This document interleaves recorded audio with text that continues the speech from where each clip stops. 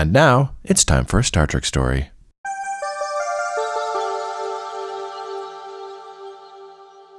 Aaron, we have been, I think, having a great little lovely time today. Oh, yeah. Kicking up the feet, having some good drinks, some snacks, just having a hellacious time. We just got out in the sun. Had a little respite. Yeah. It was lovely. So here's the thing, and so maybe this will maybe bias us to the answer to this question. But my question to you today is, Aaron, is leisure a necessity? Yeah. Thank you for listening, everyone.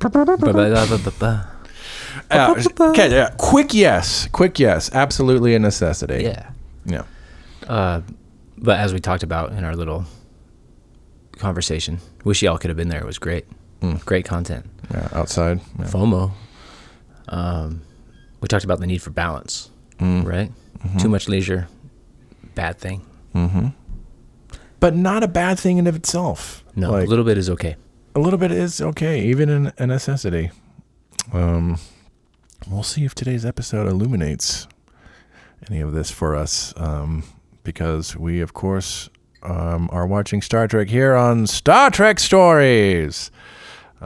Episode 29, Captain's Holiday. This is where we are today. Apt episode for the question. I, of course, am your accomplished host, Jaron Hatch. Accomplished. Yes, and I'm joined here by my superb co-host, Aaron Cole. Hello, Aaron. How you doing? Thanks, Jaron. Not too bad. Not too bad. Yes, thank you all at home for listening and tuning in. Last time, we watched Deja Q, where our good buddies Q and Jake Barnes were here having a splendid time with us. For those who are just joining our show, we are starting the back half of the TNG Renaissance. We have a returning guest host sitting in the hot seat. We have the very lovely Mindy Barnes on the show with us. Hello, Mindy. Hi, friends. Hello. What's up, Mindy? Trekkies out there in the ether. We haven't addressed this on the show, but we probably should. And some of you regular listeners have probably figured this out. You and Jake are married. Yeah. Yeah. He's my husband. He's shaking his hands. My husband. Jake, you can say hi for the fans at home. The Barnes. Hi. Well, hi. I'm the husband. This is not a Q episode. No. He was my ride. Canceled. We've had a lovely day with both of them here. Gives you a little peek into our behind the scenes of how we record this stuff. But they're here together. Double feature. Double feature. Double fist. Yeah, It's efficient. Got to carve out time, like you said, right? Yeah. Much more efficient to have them both here. Yes. Get it done. Yes. And then release as we need. Yeah. That's how it goes, folks. Last time you were here, we watched Is There in Truth No Beauty? Which we all came away with like, wow, what a wild episode. That was also one of my favorite ones, just because like it gave us lots to talk about. That episode.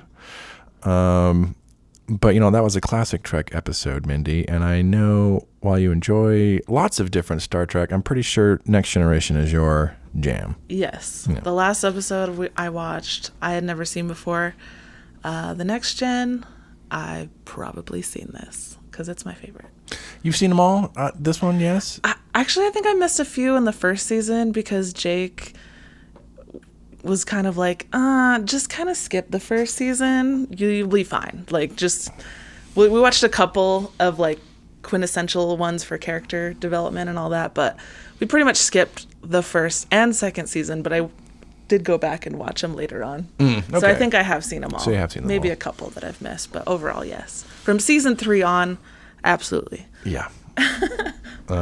Solid. I think when we gave our little thoughts on season 1, Aaron, I think we said like you can watch a couple highlights, and then if it's your first time, watch a couple highlights, and then you could probably skip over a bunch, and then maybe go back. Go back Yeah. if you're really With the into it. context. View the historical documents of the show. Right? Yeah. So, being a Next Generation fan, and like I said, I know you've seen a bunch of Star Trek, and I think you enjoy more or less all of it, to whatever degree. What is it about Next Generation for you? I don't know, that speaks to you. Captain Picard. He's great. Captain Picard. And Data's character is awesome. Because part of, I think, why I like Data so much is because it changed my perspective on robots. Androids.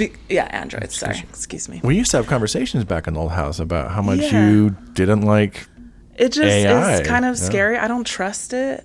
Like, AI... I mean, it could be used for some awesome things, and I'm not denying that, but I think overall it could be used for some really scary things.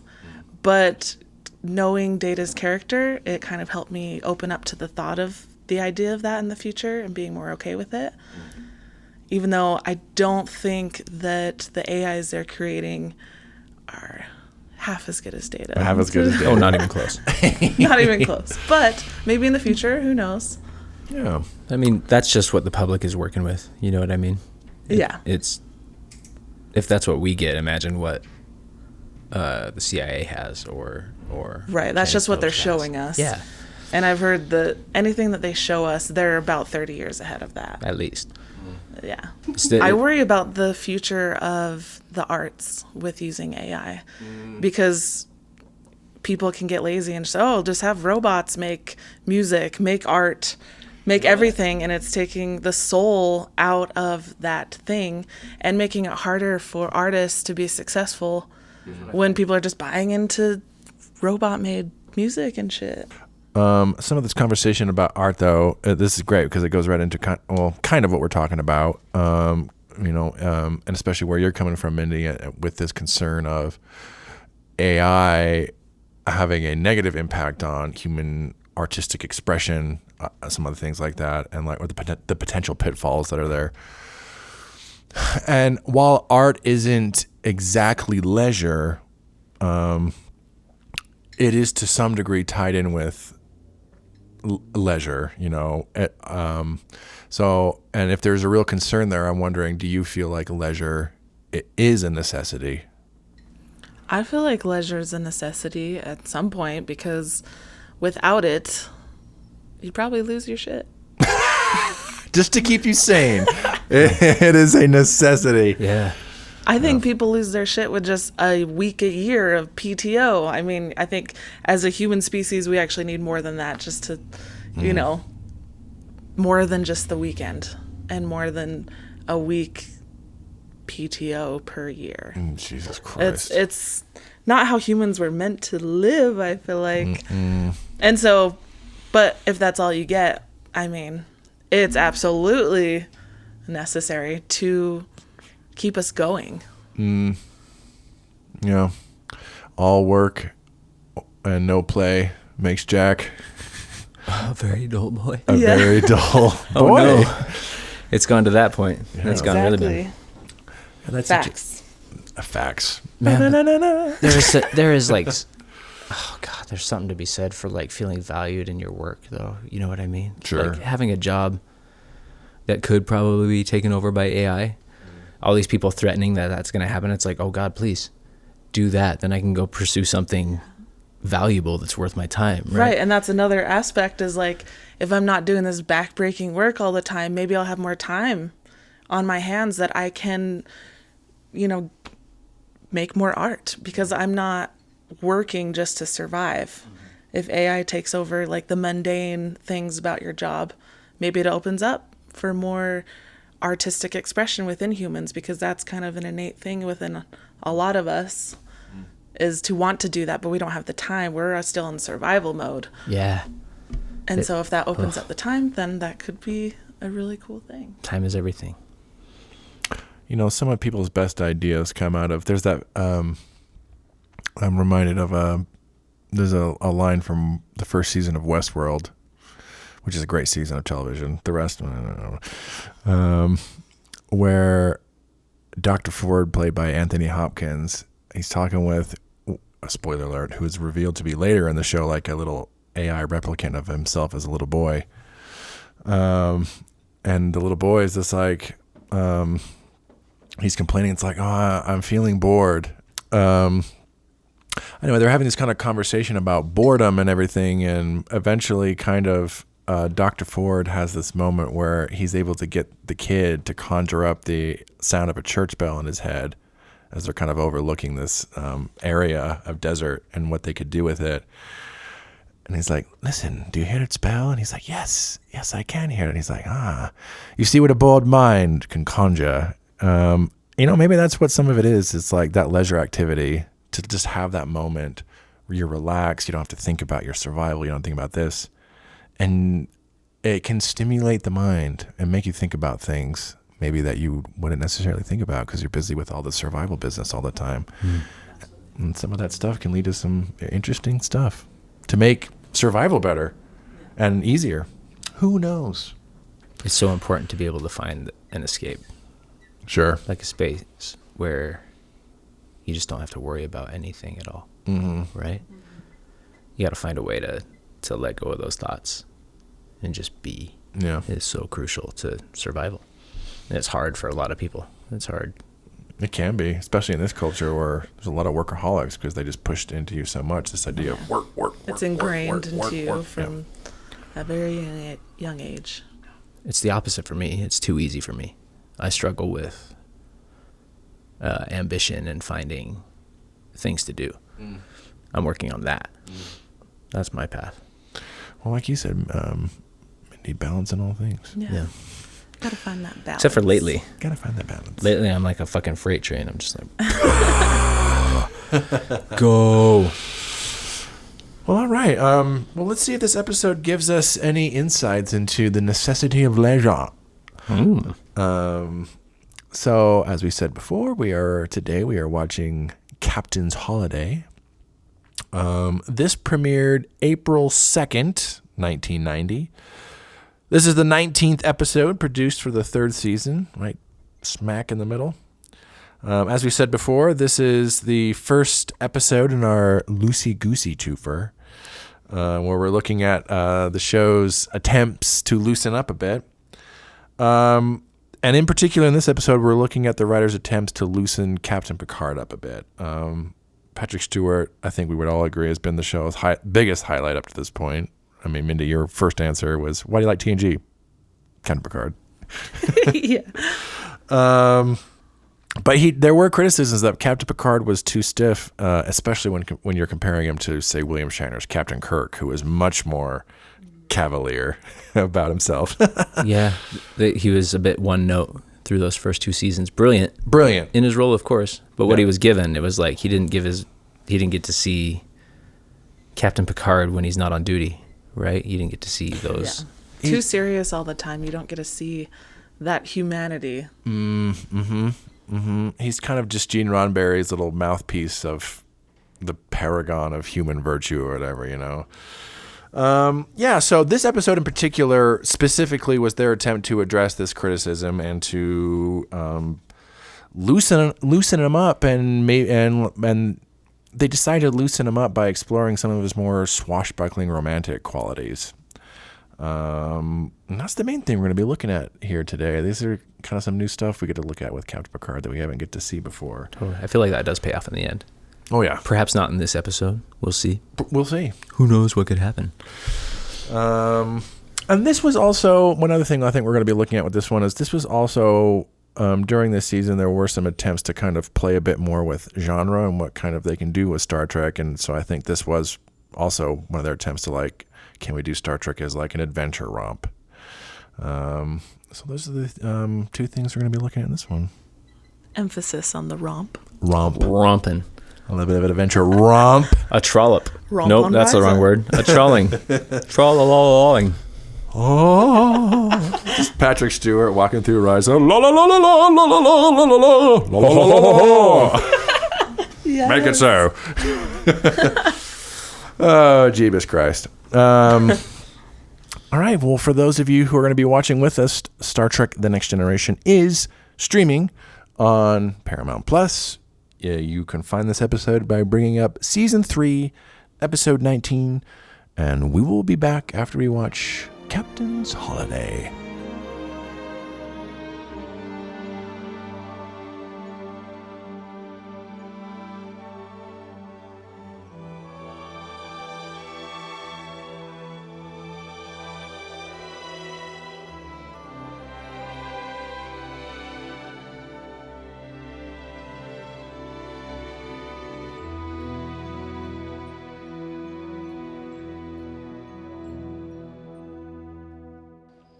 You know, Jean-Luc, it's lucky for you we met. If it wasn't for me. If it wasn't for me, you'd still be back there sitting in the sun, relaxing. That happens to be why I came to Risa. I'm sure you hated every minute of it. That kind of vacation isn't for a man like you. You need excitement. Excitement? Spending the night in the damn cave. Chasing after something we shall probably never find. You're enjoying yourself, aren't you? Yes. I just wanted to hear you say it. Good. Now, let's get some sleep.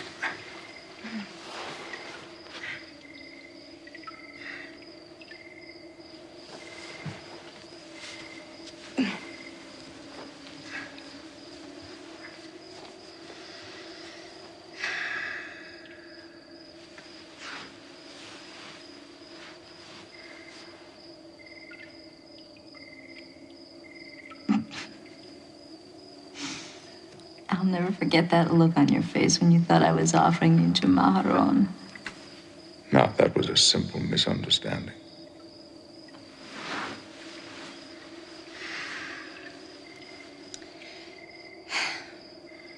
You did seem a little disappointed when I turned you down. You are outrageous. Thank you. You're pretty stimulating yourself. Don't you see? We're a lot alike. It's probably why we get along so well. You call this getting along? Fine. We don't get along. We're not getting along. I didn't say that. No. If you want to believe that we're not getting along, that's all right with me. It's just...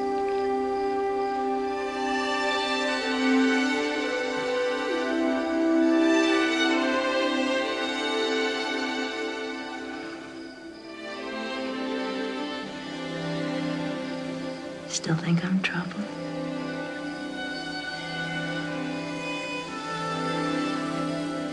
I'm sure of it.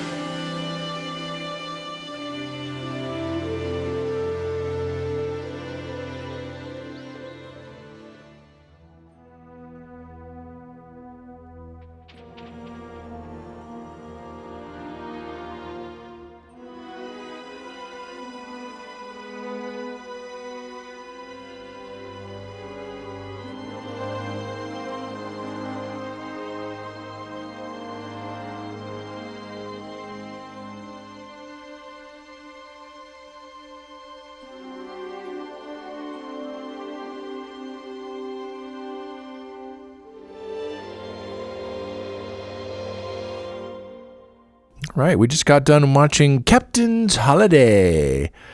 In case you haven't seen this episode, this is the one where Captain Picard loses his virginity. No, I mean maybe.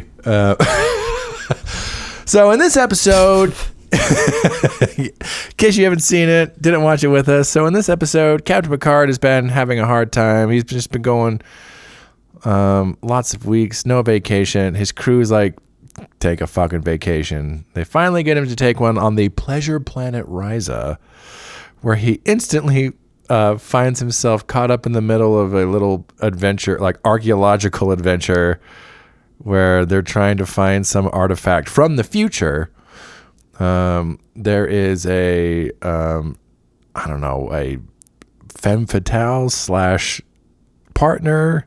There is a conniving con man, and then there are people from the future all trying to get it.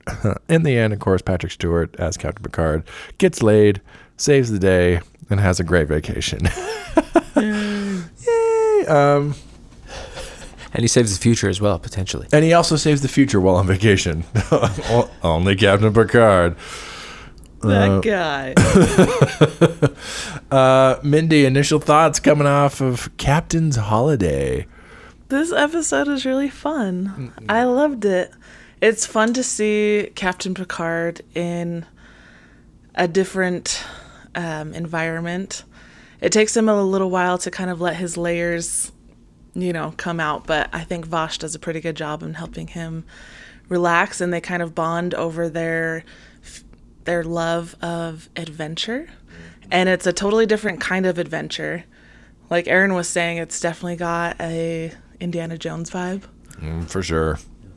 And that's really fun to see. And they almost, like you said, Aaron, like, let us now change into our Indiana Jones costumes. And go adventuring. I mean, that's kind of who he runs into, in a way, on the planet. And the question was, is leisure necessary? And instantly this episode is like, well-defined leisure. What is that to you? Because what it is to Commander Riker or Troy or the Ferengi or whoever is different for Picard. He had the time of his life in that episode doing what he defined as relaxation, right? Like he was still engaged, he was still mentally challenged and had a goal in mind. Like it wasn't just sitting reading a book. That's torture for a person like that, right? Still really save hard the to do. day. Yeah. The future, yes. Future day. Yeah, my goodness. Very fun, very silly episode. And like, when you say Indiana Jones, I mean, it's got a few things in there. I'm like, that's very Indiana Jonesy. Like, Vosh, the person who he gets involved with trying to uncover the Toxu Tot, also very Indiana Jonesy kind of artifact. It has this power The crystal, right? It has a prophecy that right. one day. There are legends of the crystal. Yeah. She very much has like Marion Ravenwood vibes from Raiders of the Lost Ark. Yeah. Like Totally. They had to have had her in mind when they cast her. Like it's almost too on the nose. Mm-hmm. And she's an archaeologist. She's been studying this for 5 years. That is a fun idea to explore, like a future archaeologist. What does that look like? Right. Yeah, I mean, I think Lower Decks makes a joke where basically the archaeologists are basically like the cool adventure-going rogues shows up in the Star Trek universe. So even in the Star Trek universe, like the rogue characters, they're all still like, archaeologists and still semi-enlightened. Yeah, very funny. Like you said, Aaron, like he goes on vacation and still gets shit done. Saves the day. That's who he is. Yeah, I think this is a really fun one, and it's such a contrast to what usually Patrick Stewart gets to do. Certainly up to this point, he's very much regal, wearing that suit and everything, and you never get to see him in a Speedo. And his little space Speedo with his little like cotton jacket and whatever he's wearing. He's fit. Oh yeah, he looks great. Yeah. He's ready for summer. Oh, very ready for summer. Reading James Joyce Ulysses.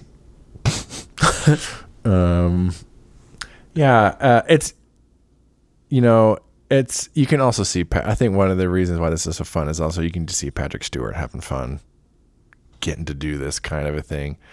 You can almost hear him just being like, will you please let me have some goddamn fun on this show? So there's a few things to talk about in this one. I guess we can start with just the whole adventure romp vibe. We haven't really seen anything like this in our watch through so far, I would say, Aaron. Like a full-on like kind of adventure like this. What do you think? Do you think Star Trek does how do they do at kind of, I don't know, spreading their wings and trying to do something a little different? Does it work? Yeah, totally. It was a good escape from the ordinary. Yeah. Definitely worked. We got to see a new side of Picard. Got to see a little bit different side of Riker. Or just more of the same. Fucking Riker in this episode. Just unfiltered Riker. Just trying so hard to get his boss laid. Yeah. Wildly inappropriate. And then when he gets back, so how was your vacation? Oh my God. I told you you'd have a great time. He's so into it. That like smirk at the end, like, oh yeah, our plans worked. He's so proud of himself. Come on, dude. Fucking Riker. It's like the creepy uncle of the Enterprise. How was your honeymoon, huh? Did you get the Horcon? Horgon? The Horgon? The Horcon? The Horchata?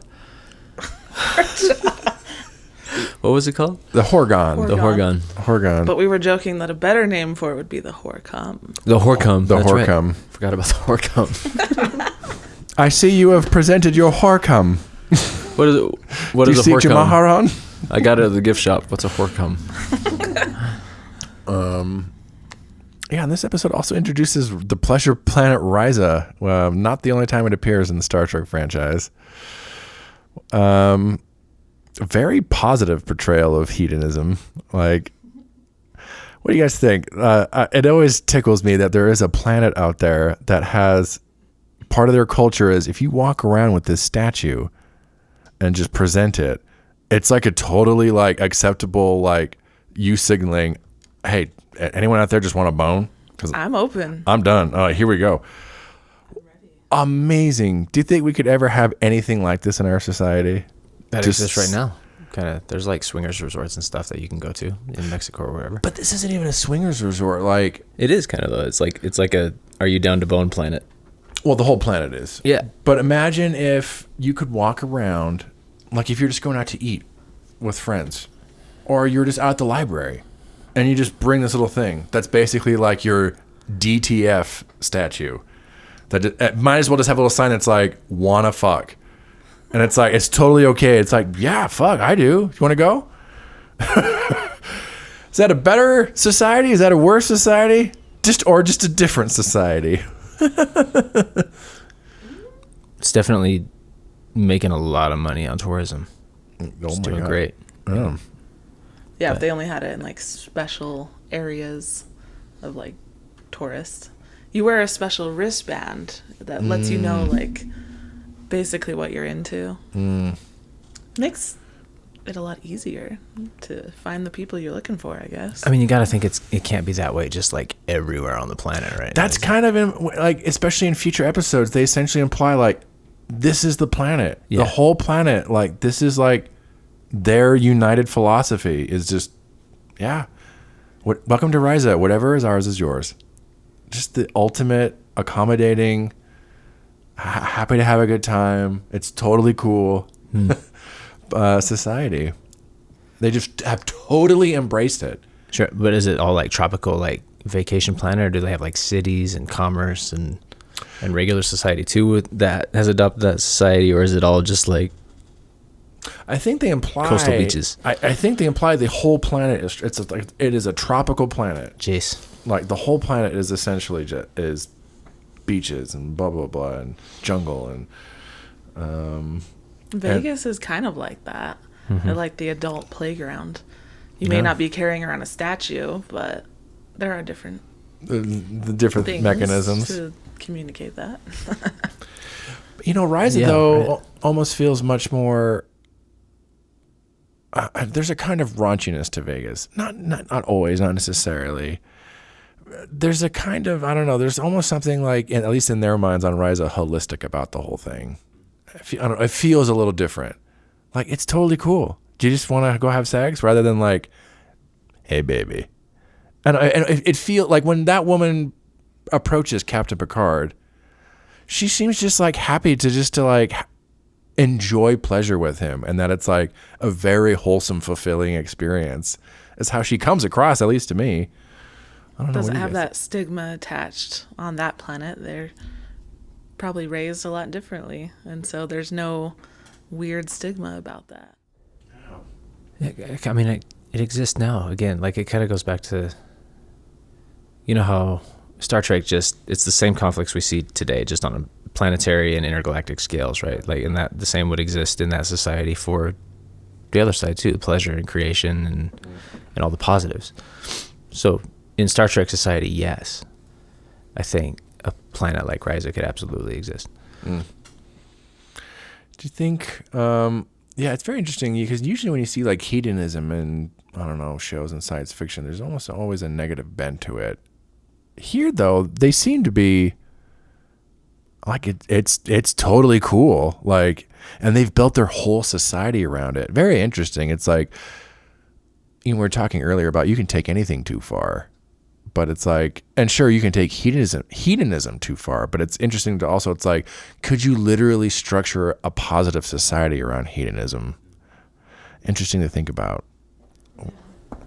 Picard seems to think no in the beginning on the elevator with Riker. He's like, I'm sure. Even when he's first there, Yeah. he's so against the whole thing. And even just if pleasure for you is just chilling on the beach drinking Mai Tais, that's fine. Yeah. No one was forcing him to do anything. You know, it's Pleasure Planet. Oh, you want to get a massage? Do you want to go swimming? Whatever is You want good boink? for you. You want to go boink? You go mean, boink that's- right now. Right now. Yeah, but in the end, like when she was like, "Oh, you just want to read your book," and she kind of walks. She's not miffed about it. She's like, "That's totally cool. I'm into it. Yeah, I'll leave Have a you good to it." time." Yeah. Just that super radical acceptance of just like, hey, whatever feels good to you, like I'm happy to help or let you do it, whatever. Very interesting. I guess on that same kind of note with like pleasure and everything, we've seen a little bit of this. Star Trek has a kind of sometimes spotty track record with kind of doing romance. How do we feel about how they kind of, certainly this episode has its romantic elements. How do we feel like they pull it off here? I think their relationship is very natural. And I think they're so cute. Yeah. They're super cute. Oh my God, they're so cute. They're so cute, though. They have such a good chemistry. Yeah, they're like little banter and just kind of not liking each other at first, you know. Him assuming that she was like one of the workers that's just trying to hook up. And him being so embarrassed when she's like, "No, I'm not offering that to you." Yeah. He's like, "Oh always my like, God." Oh, I wasn't asking, and I was reading my book.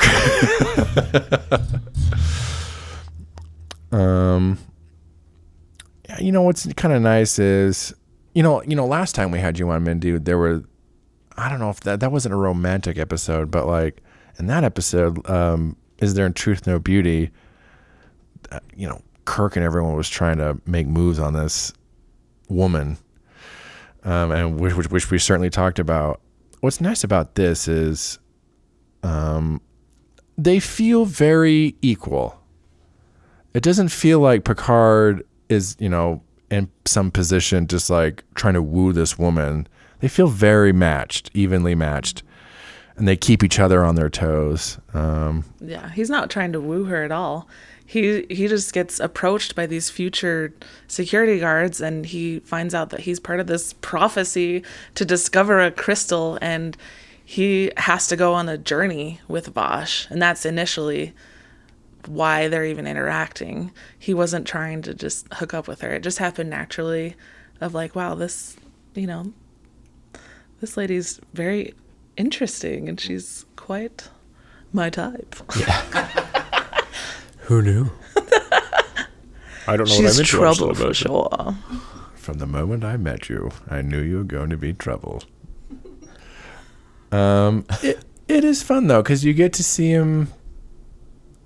It's almost like she's slowly taking shots and lowering his shields, Yeah. because she eventually wears him down where he warms up to her, and that's really fun to see. That kind of, oh, she gets him. She gets to him. Not everyone gets to Captain Picard. Yeah, you never get that vibe that she's like malicious about it. She's like, she's saying, "Hey, it's okay. It's okay. Just calm down, relax." And I think he kind of loves it when he like tells her to do something, and she's like, "Is that an order?" And he's like, "Yes, it is." "Well, I'm not on your starship, and I don't take orders." And he's just like, "That's right." Like he going just to seemed fuck you so in like that turned on cave. by that. Like, I'm not on the job right now. Like, you can't be ordered around. You're a strong woman. And I feel like he finds that attractive in her. Is Yeah. that she's like this little rebel that just does whatever the fuck she wants. The medicine. Exactly what everybody on the ship was hoping he would find on Ryza, and he got it. But not in the way that they were thinking. Sure, they were thinking like, "Oh, this guy just needs to get laid." Which he does. Sure, We're assuming. There's no way they don't have sex in that cave. they made out. Something. Oh, yeah. Something happened there. Bases were run. Yeah. If not full on Homer. Yeah, you know, that's interesting to think about. As you bring that up, it's like, you Riker's like, just go get laid. And Troy and Crusher, they're just like, you need to go relax and have a good time. But it's almost like what he really needs a vacation from is he's not the captain anymore. And he's presented with this person who was like, I'm not one of your peeps. Like, that's almost what he seemingly needs on this. He's like someone he can be like, all right, okay. That's what makes some of their banter so fun, is that usually people don't talk to him like that. Yeah. And he's presented with something like, oh. He's got thousands of people in his hands, right, all the time. Who'll all say, yes, sir. And he's still the kind of person, that's why he's in Starfleet in the first place. He's still that person that needs stakes. He needs that adventure. Mm-hmm. But so much more relaxing when he doesn't have to think about all those people, for sure, and his crew members. Right. It's not all this responsibility just on his shoulder. Like he's sharing it equally with someone else, which is really fun. Yeah, she's the one that has all the knowledge about it. She's been studying it for 5 years. So without her, he would not be able to find the crystal. Which actually, she found the crystal. Yeah. He just kind of outthunk her in the end. Sherlock honed his discovery of what really happened to it. I outsmarted your outsmarting. Yeah. For most of the episode, she's really the one with like the power in the situation. Because like even before he gets there, like she's already orchestrated this whole thing. It's all just a ruse for the Ferengi, just to kind of put him off the trail and everything. Right. It's like barely important. She's just trying to tie up a loose end. Right. And then only in the end does he really get the upper hand, because he figures it all out. Because he's Jean-Luc Picard. That's also fun, is that I'm so glad, again, in the hands of a lesser show, or like a show that wasn't thinking too much, they could have, or maybe if it was even Gene Roddenberry, like they would have just given him a perfect woman on, like, because he is almost perfect. He has his issues and flaws, but the most outstanding example of a human being you can think of. And it would have been so easy to like pair him up with that, someone who was like exactly on that level. But instead, they give him someone who is equally as intelligent and as capable, but she's a little more shady. Yeah. And like they both share this love of archaeology, but she's like, I'm selling this for profit. Oh, I'm in it for the money. She's in it for the money. Put in 5 years of work. It's only natural that I would get some profit out of this. Like, I'm not just going to give it to the conservatory or whatever. The Daystrom Institute. Yeah. Yeah, there's always that vibe too that Starfleet officers look down on people that didn't join, humans that aren't enlisted but they're still out in the galaxy like working and doing it. They're like, oh, you're not Starfleet, right? They're booking passage and trying to find artifacts and sell them to the highest just working, bidder. Man. Yeah. And he even says, like, I don't think that would be your scene. That broke his heart. Yeah. When she was like, I never could tolerate all that discipline. And he's like, oh. He was shattered. Oh. Yeah, that's fun. It gives him a very interesting kind of dynamic. Like, there's a fun antagonism there, even though they're like a team. Throughout the whole episode, there's just kind of push and pull, like power dynamic. That's really fun. Like you said, it's challenging to him. Mm-hmm. It's not just like a layover and take it kind of episode. Whatever I want just happens. Like he still has to negotiate this kind of situation. Makes for a really fun dynamic between the two of them. I think that goes a long way also into making it really fun. It's not like she's some horrible person or anything, but no. I think that she shows him that there's like a different path for people to take, you know, and still like do well, represent humanity well too. Yeah. Also, shout out to the actress Jennifer Hetrick, who plays Vosh. I think she does a great job playing off of Patrick Stewart. I feel like it could be really intimidating to try to play that off of him, but coming in so late in the game and so fresh to be that cohesive with Patrick Stewart. You have to be up there on your acting skills, so kudos. She goes toe to toe with him. Yeah. They're both fun. It's not like he's kind of pulling her along. It's like they both give a lot for each other to play with as actors. You are outrageous. That was the best so good. line, though. Oh, so funny. What did she say to him to get him to say that? That She she's baited gonna him go so hard. explore the caverns on Oh, this yeah. planet or something. It's like forbidden. You are outrageous. No, yeah, when she's talking about, that look on your face when I propositioned you. Oh, yeah. Yeah. How does this, so, like, their behind the scenes, their goal was to loosen up the show and specifically loosen up Captain Picard. How do we feel like they do in this episode? Do we feel like we get to really loosen him up and get to see some new aspects to him? Yeah. Yeah. Oh, yeah. Yeah, it's That really- moment, especially in the cave, it's like intimate. Yeah. A peek You into don't see Picard's him life. tap into that very often because he's always on the job and it's not professional to hook up with, people on your ship that you're commanding. So it's fun to see that side of him. Yeah. He doesn't really, you don't really see him get like intimate and close with people on the show, just in general. So to see something like this is like, wow. And that's a theme throughout. The whole show. Yeah. As well as future shows. Future show, Star Trek Picard goes into Yeah. it too. Yeah. How he's reviewing his life and he's kind of thinking about the fact that he's never fully been able to let his guard down enough to get really close to somebody. Yeah. And that was kind of like what he viewed as a fault in him. His one fault. It is his biggest fault, is that, which is really interesting because the show, we've talked about it a little bit, Aaron, but like so much of Next Generation specifically, Star Trek generally speaking of too, but certainly Next Generation, is that so much of it is about family. And it's interesting that the lead in this show is so, while he's so amazing, his biggest flaw is that he's so closed off and isolated from everyone else, when the whole show is about this kind of family that comes together. Makes for an interesting kind of dynamic when the lead, though, is so austere and detached from everything. Because he feels like he has to be, right? He has to set the example. But is it more than that? And and like future shows kind of go into it, like maybe why he is this way. I got the vibe, being out there in the sun with the book he was reading, he was deep down, maybe even subconsciously hoping for the perfect person to show up and sweep him off his feet a little bit, because he's a man all about his ideals and principles.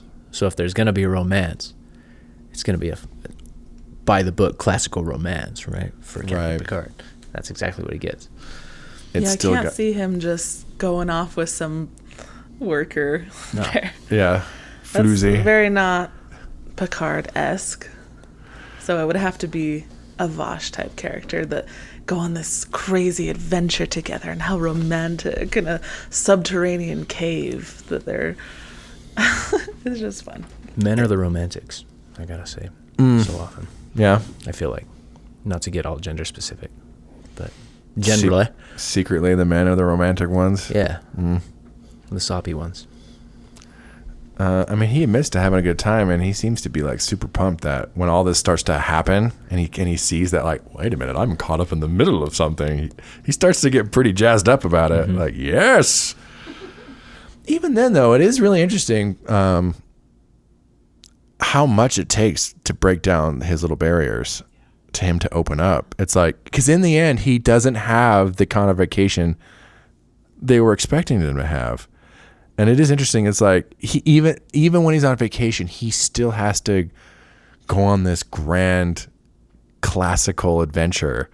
The ultimate romantic ideal in like the most classical sense of the term. That has to be. He can't just have a vacation where he just like turns it all off. That where he can just lounge by the pool, read books, but go out to, like, he can't do that. It is interesting to consider that, like, even in this episode, that's not what happens. It is that in and of itself some kind of, I don't want to say failing, but like that inability to still just be able to turn it all off and just relax. If it's to a fault, then yeah, which it seems to be with Picard. No. They had to practically beg him to go on vacation. So that is a fault that he's putting so much on his shoulders that he feels like he can't even take a break because so much is riding on him. And even when he's thinking about vacation, I'm going to go to this symposium and learn about asteroids and all that, because he doesn't know how to just relax. He tries really hard for about 5 minutes and then it's like almost like can't that do it.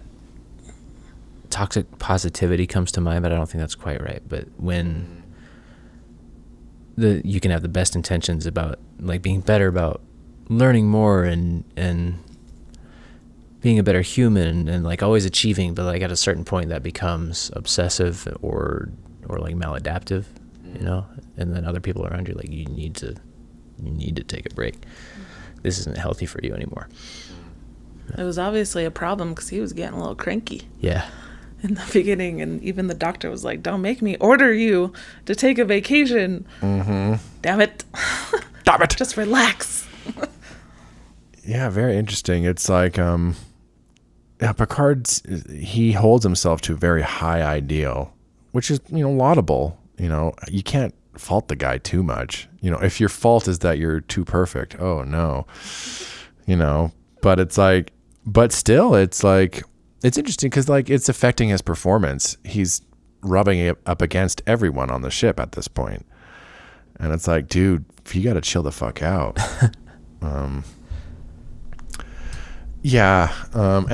Also it's just nice it really humanizes him. And he's been very human, but again, almost a mouthpiece. It's nice to see him, I would say with his hair down, but he doesn't have much hair to put down.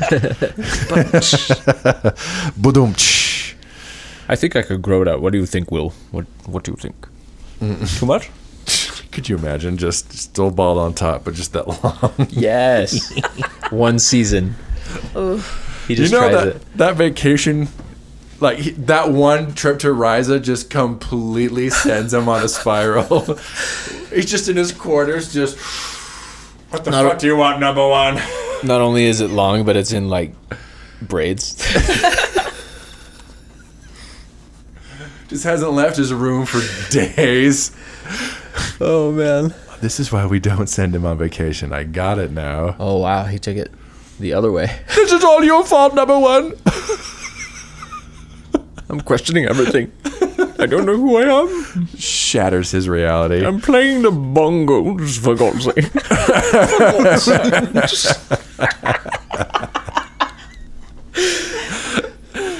Yeah, instead of one of those little concertos they do in 10 Forward, little leisurely concerts, he just goes in there with his little forces everyone to go. I'm having a bongo drum concert at 10 Forward. Oh man. I don't need Mozart to have fun. Just imagining him like that is hilarious. Oh man. As to our question, and we talked about it a little bit. I don't know, leisure being a necessity. What do you guys think? It's interesting. I think you had talked about this, Aaron, or we all talked about it, but just like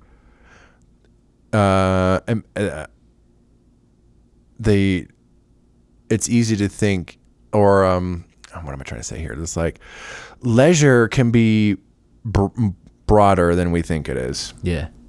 Kind of a thing. What is leisure to you as a human? Yeah. And maybe it is is that what they're trying to say with this or get into? Is like,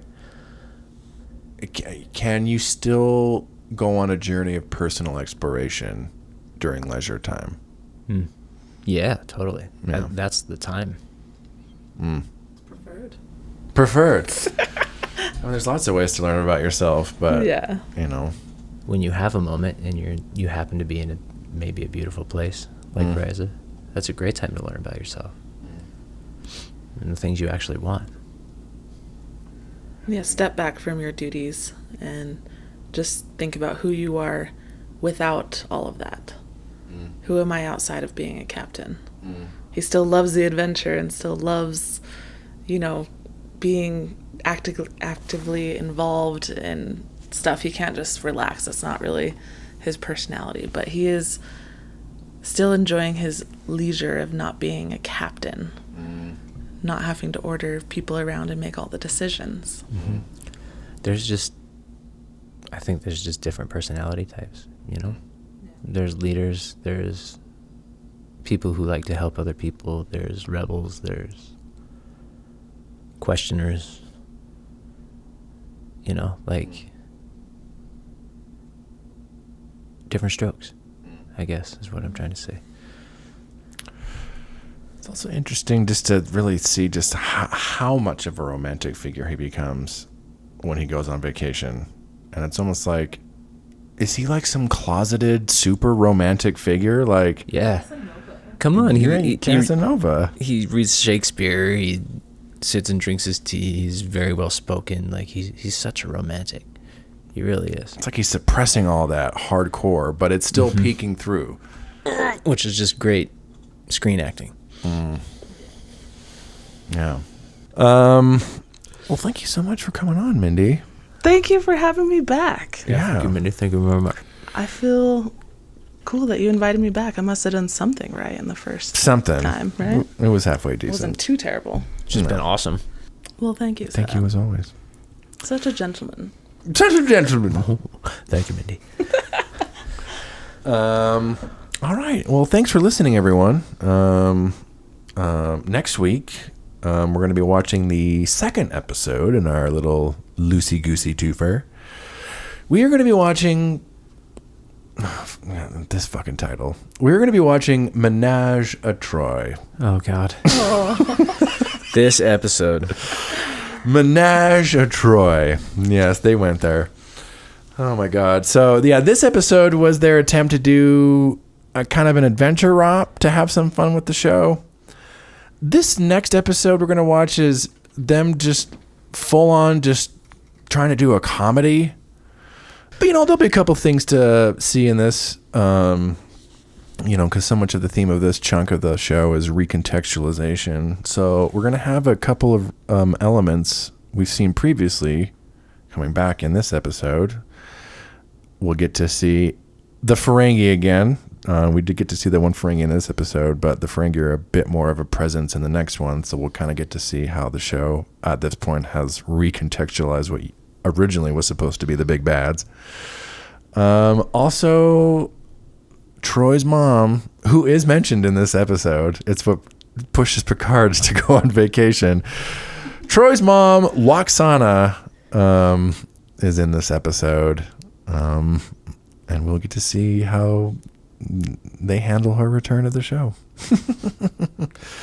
And our good friend, Ellen Marie Lewis, who has been on a bit of a newbie Star Trek journey, will be coming back to talk about that one with us. Yeah. She's so fun. Ellen's a good time. All right. Well, thank you, Aaron. Thank you, Jaron. Thank you, Mindy. Thank you, guys. Thank you, Mindy. Thank you all at home for listening. We will see you all next time.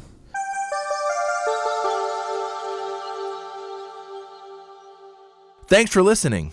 If you'd like to share us your own Star Trek story, you can email us at storiedstartrek@gmail.com, or you can visit our Discord server. You can find us by clicking on the link in the show description.